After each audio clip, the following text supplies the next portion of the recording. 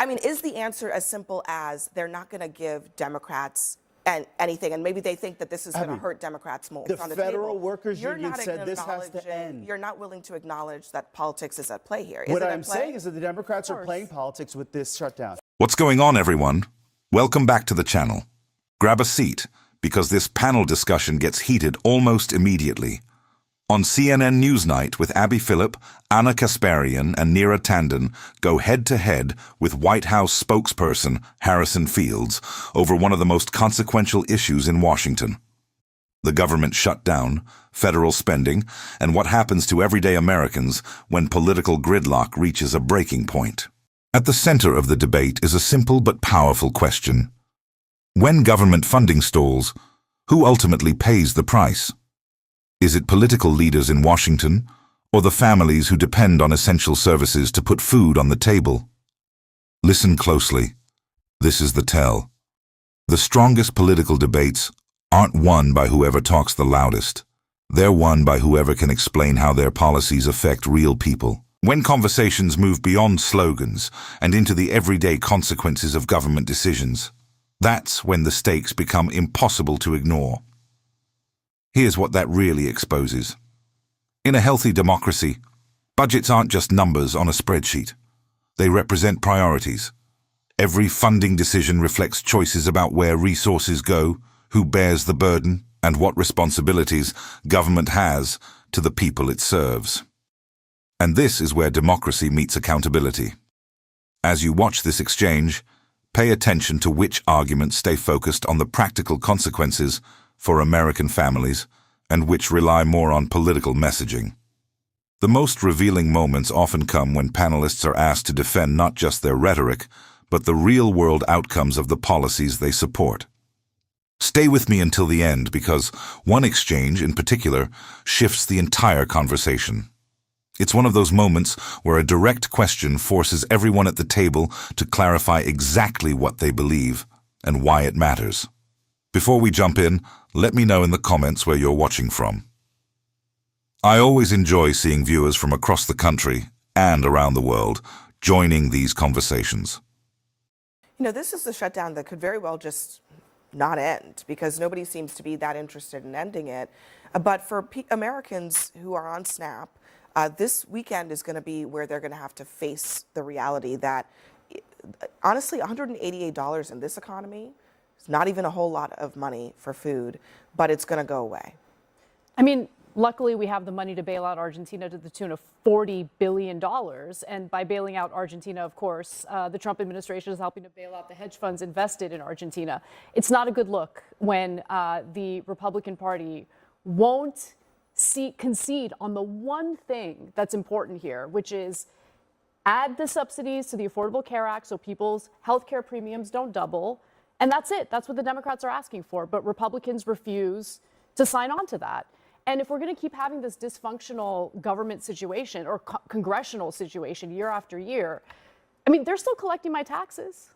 Why are they collecting my taxes? For what? And what's the important work that Mike Johnson is doing right now and the Republicans are doing right now? Does anyone know? I mean, there's some Republicans on the panel right now. Can you guys tell me the important work they're doing? All Republicans want is for Democrats to do what Democrats have demanded others do time and time again. What Democrats themselves have done, vote for clean CRs. Do you think that premium should double? Do you think premium should double? That your party chose to have subsidies This is a product of the Democratic Party's own doing. Should the premiums double? And now they're looking and they're trying to point the finger at the Republican Party. It's a simple question. Should the premiums double? Should they open up the government?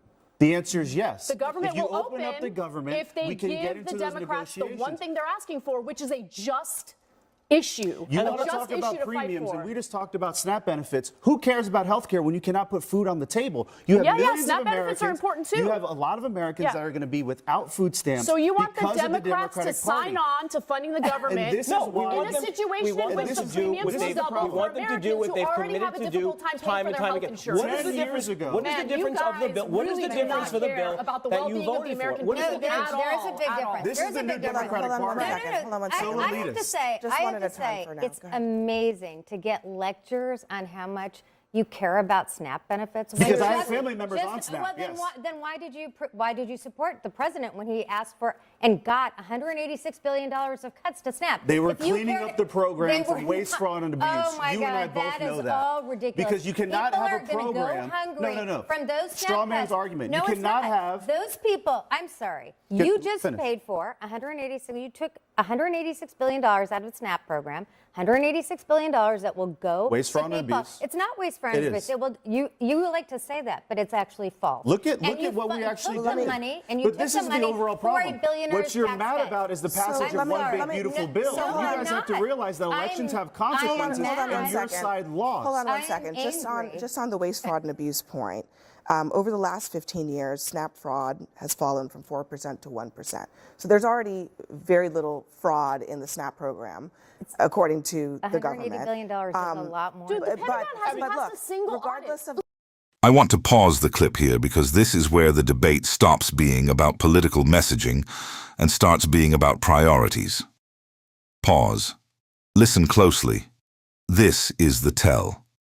Anna Kasparian argues that government leaders can find funding for certain domestic and international priorities, yet struggle to protect programs that millions of Americans rely on. Whether you agree with her conclusion or not, she's asking a question every democracy should be willing to confront. What do our spending decisions say about our values? Here's what that really exposes. Budgets are more than financial documents. They're statements of priority. Every dollar Congress chooses to spend or not spend reflects a policy choice. That's why debates over programs like SNAP are never just about numbers. They're about how government balances fiscal responsibility with its obligation to support vulnerable families. Then, Harrison Fields makes a point about families struggling to put food on the table. But Anna immediately challenges him on the consistency of that message, arguing that it's difficult to claim concern for struggling households while supporting legislation that critics say would significantly reduce funding for nutrition assistance. And this is where democracy meets accountability. The most persuasive arguments aren't built on slogans, they're built on evidence. So when the discussion turns to waste, fraud, and abuse, Anna responds by pointing to publicly reported SNAP fraud rates, arguing that the available data doesn't support portraying fraud as the program's central problem. Whether that evidence fully settles the debate is something viewers can evaluate for themselves, but it shifts the conversation from rhetoric to measurable facts. That's an important distinction, because facts still matter. Data still matters. And when policymakers argue that major cuts are necessary, citizens have every right to ask for evidence that justifies those decisions rather than relying solely on broad political talking points. Ultimately, this exchange highlights a larger democratic question. When resources are limited, how should government balance fiscal restraint with protecting families who depend on essential programs? That's a debate worth having, but it's one that should be grounded in evidence, transparency, and honest engagement with the facts. Regardless of that, I mean, people who are on the program right now are going to not have benefits. I think it's interesting because the Trump administration says, you know, there's $6 billion in the emergency fund. $8 billion is needed to cover the month of November. They're saying that they can't use that money because that money needs to be set aside for, you know, hurricanes and other emergencies. But they've been willing to move money around for all kinds for our of troops, other Abby. well, for aviation safety. all kinds of other. Abby, they've been willing to move money around Democrats for all can't kinds of pass other the buck. reasons. No. The question is, why not this one? You- Tara, let me I let just Tara think have a that moment. we have to all acknowledge that these are political games that are being played by both sides. Of course, okay? it's politics. The A Democrats clean could CR open is the not a government game. tomorrow, but they are using an old Republican tactic of closing the government to have leverage right now. Who closed okay? the government? It's This is a the strange Democrats who thing. closed okay, it. but they are doing it for leverage. And Who? The The Democrats are. Republicans realize that the Democrats are not You have the holding, number so two now in the they are House. withholding SNAP You have the benefits, number which two they could House also Democrats do- saying that this is a Okay, leverage in play. Harrison, In just 1 second. Just let her 2018, finish. they had the same It's risk. 2025. You just let No, her in finish for just a moment. 2018, they had the same risk of losing food stamps, SNAP benefits, and they went into another reserve to cover it during Trump's longest shutdown. Okay? And that was was the Trump And administration. so the point is that both are withholding funds. You all and are aid ignoring. and ability. You all are If they would ignoring. just sit down and actually So talk also through let's it, having just this address what conversation she at said, because she's arguing, and I think there's good reason to believe that obviously there are political games being played here. Democrats are keeping the government shut down until they get concessions on health care. And the Trump administration, which in the past has used other funds to cover SNAP benefits, is not doing it now. Why? Okay, we have to step back for a moment. The Democrats have been getting rolled for the past 9 months by the President of the United States. They haven't had an answer for how to get after what the President has been doing, his historic agenda. So now they have their rally around the flag moment. We're going to stick it to Trump. Who they're really sticking it to is the American people. They're holding this government hostage for what? Let's just if address. you open let me up address the government, we can get to these negotiations about No. SNAP. Let me re-ask you the question that I asked you, which is that we know that the Trump administration of the past has been willing to use other funds to cover SNAP benefits. We know that the Trump administration of present has been willing to use other funds to cover other emergency needs for people that need to be paid.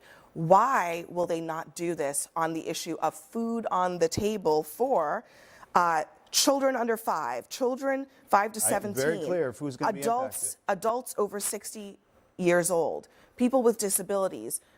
I mean, is the answer as simple as they're not going to give Democrats anything, and maybe they think that this is going to hurt Democrats more? If That's you exactly open up right. the government, guess That's what exactly happens? right. But- People get SNAP benefits but again. I You're pointing the again, finger at the President I'm of the not pointing United the States finger at when the it's the president. I'm just Democratic Party asking that is whether- holding the government Listen, hostage. Who came out today and Tara's a said this journalist, sunshine so has she's to able end? to sort of put the politics The on the table. Federal Workers You're Union not said this has to acknowledging- end. You're not willing to acknowledge that politics is at play here. Is What it at I'm play? saying is that the Democrats are playing politics with this shutdown. I want to stop the clip here because this exchange reveals one of the most common patterns in modern political debate. Pause. Listen closely. This is the tell. When someone says both sides are playing politics, it can sound balanced and even-handed. Sometimes that's true. But the phrase shouldn't end the conversation. The real question is whether the specific actions, proposals, and consequences being discussed are actually comparable. Here's what that really exposes. Good analysis doesn't begin by assuming both sides are equally responsible. It begins by examining the evidence. What policies are being proposed? Who supports them? Who opposes them? And most importantly, how do those decisions affect people's lives? That's where substance matters more than rhetoric. As the discussion continues, Harrison Field shifts the conversation toward political strategy. Who's winning, who's losing, and how each party is positioning itself. Political strategy is certainly part of the story.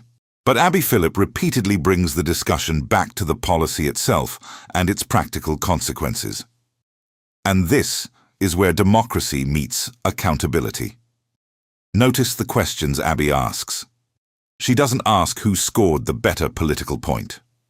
She asks how the decisions being debated would affect families, children, older adults, people with disabilities, and others who depend on government programs. That's an important distinction, because public policy is ultimately judged not only by political tactics, but by its real-world impact. Here's what that really exposes. Democratic debate is strongest when leaders explain both the costs and the benefits of their choices. If a policy reduces spending, supporters should be prepared to explain who bears that cost and why they believe it's justified. If opponents argue the policy would cause unnecessary hardship, they should support that claim with evidence. That's how informed democratic discussion works. Because facts still matter, outcomes still matter, and citizens deserve answers that address the substance of the policy, not just the politics surrounding it. As this exchange shows, if opponents argue the policy would cause unnecessary hardship, they should support that claim with evidence. That's how informed democratic discussion works. Because facts still matter, outcomes still matter, and citizens deserve answers that address the substance of the policy, not just the politics surrounding it. As this exchange shows, Have Republicans done in the Both past? sides are playing politics. It's very clear. Granted, hold on one second. We need Granted, 4 hold on one Democrats second, in the Harrison. Senate. 4. Granted, the Democrats are playing politics with the shutdown. With American people's They are lives. playing the very same shutdown game that Trump and Republicans played in his first administration on Are several we dealing with the occasions. shutdown of 2018? But now Hold you're on, playing hold the on a what second. about it, Let's right? talk You're about it today. playing I'm the just what saying, about it. these are political games. Hold on a second. But you know No, what? no, The you people on just SNAP hold on a benefits second. don't care about I'm that. asking you. They don't care about it. Will you acknowledge that the withholding of SNAP benefits in this moment is something that Trump doesn't have to do? The administration can look at many ways to solve this problem. Look at what they're doing for our troops. Look at what they're doing for aviation safety. Is there a way to do it? I bet you Secretary Rollins is looking at it. So But the there is. one Okay, thing, so can I you appreciate acknowledge that. Can you acknowledge that if the Democrats open up the government, we don't have to have a conversation about Can I SNAP? just make a point Hold on here? 1 second, everybody. Just a second.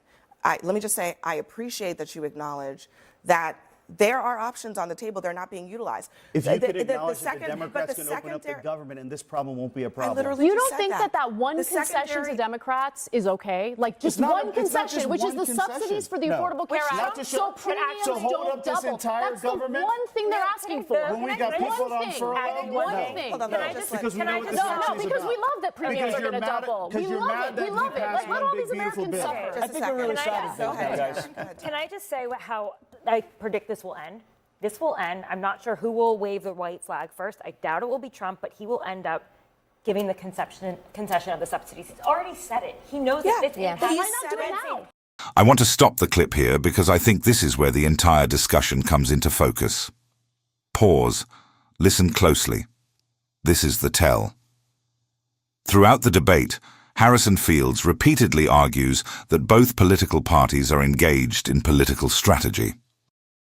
Whether you agree with that characterization or not, Abby Phillip keeps steering the conversation back to a more direct question. Is there a practical solution that could prevent families from being affected? And that's where the exchange becomes especially revealing. When Harrison acknowledges that a solution exists, the debate shifts. It is no longer simply about whether a problem can be addressed. It becomes a discussion about when, how, and under what conditions policymakers are willing to act. Here's what that really exposes. In democratic government, many policy disputes are not about whether options exist. They're about which option leaders are willing to support, what trade-offs they're prepared to accept, and how urgently they're willing to respond. That's why timing matters, just as much as principle. Anna Kasparian then returns the conversation to the practical consequences, arguing that delaying action has real effects for households that depend on government assistance and for families facing rising costs. Whether viewers agree with her conclusions or not, she brings the discussion back to the people who experience those decisions firsthand rather than the political negotiations happening in Washington. And this is where democracy meets accountability. One of the most important responsibilities of journalists and moderators is to move beyond political messaging and ask the obvious follow-up. If a solution is available, what is preventing it from being implemented? That question deserves a clear answer, because citizens are entitled to understand not only what their leaders believe, but why particular policy choices are being made. Because facts still matter. Transparency still matters. And public trust grows when elected officials explain their decisions openly instead of relying solely on partisan talking points. Ultimately, this debate reminds us that political negotiations are never just about legislation. They're about people. Families, workers, seniors, and communities all experience the consequences of decisions made in government. That's why accountability requires more than identifying problems. It requires explaining the choices being made and accepting responsibility for their outcomes. So what do you think? If policymakers agree that a solution is possible, should they prioritize reaching an agreement quickly, or are there broader policy goals that justify waiting? Share your perspective in the comments below. I'd love to hear your thoughts. If you enjoyed this breakdown, don't forget to like the video, subscribe, and turn on notifications for more thoughtful political analysis. Thanks for watching, and I'll see you in the next video.